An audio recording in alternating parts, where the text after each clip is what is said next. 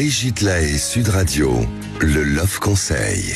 Alors on va parler du désir, Samuel Comblaise. C'est vrai que le désir, c'est un peu comme le bonheur. Hein. C'est quand il n'est plus là qu'on réalise qu'on avait du désir et que tout d'un coup on n'en a plus. Hein.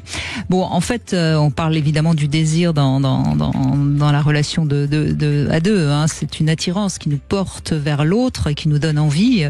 Et puis le désir, ça ne se contrôle pas, ça ne se décrète pas. C'est peut-être pour ça qu'il est si fragile et c'est peut-être pour ça aussi qu'il faut donc l'entretenir.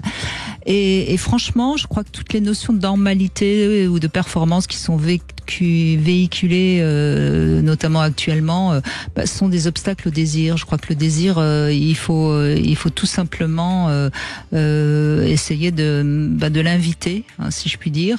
Et puis, je crois qu'il faut aussi arrêter de croire que désir et amour c'est conciliable. Ça n'a strictement rien à voir. On peut désirer très fort quelqu'un sans l'aimer, comme on peut aimer très fort quelqu'un sans le désirer. Hein, vous êtes d'accord avec ça, hein, Oui, ça s'entend. Bon, et puis c'est pas non plus de la convoitise, c'est pas non plus un besoin. Hein. Il y a notamment les hommes ont tendance à confondre un besoin assez pulsionnel de faire l'amour avec le désir qu'ils ont pour leur partenaire. Et ça, souvent les femmes le sentent. C'est-à-dire que un homme qui désire faire l'amour avec sa femme parce que c'est elle, c'est pas la même chose qu'un homme qui a juste besoin de baiser, quoi. On parle pas de la même chose, évidemment.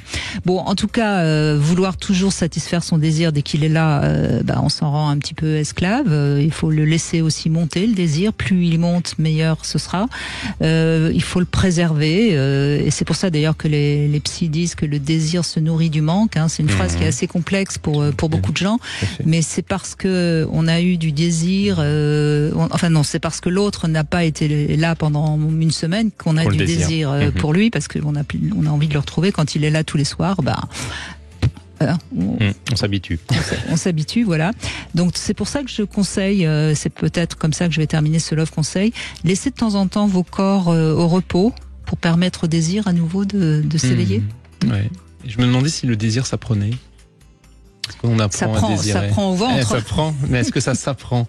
Parce que le mot s'apprendre est peut-être pas indiqué, mais ça s'éveille, ça s'éduque. Ouais. Oui, bien sûr. Non, parce que je trouve aussi que l'immédiateté est quand même aussi une barrière au désir. Alors je sors un peu du caractère sexuel, mais chez les enfants, par exemple, je pense que c'est important d'apprendre à désirer, d'apprendre à attendre, de supporter qu'on n'a pas tout de suite. Et aujourd'hui, on a plutôt tendance à faire l'inverse, et surtout chez les enfants et les adolescents, de leur apporter de la satisfaction trop rapidement. Et c'est là où je parle d'apprentissage, c'est que quand on supporte le manque, quand on supporte de ne pas avoir tout de suite, je pense qu'après, peut-être que d'un point de vue sexuel, on supportera un peu mieux et on aura un autre rapport à son désir.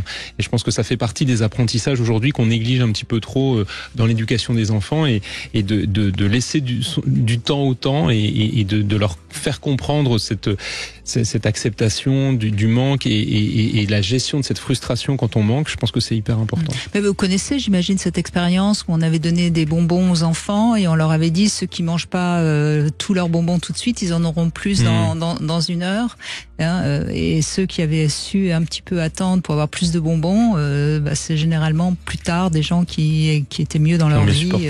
Et évidemment. Bon, alors peut-être qu'il faut aussi de temps en temps apprendre à son enfant, en effet, à attendre.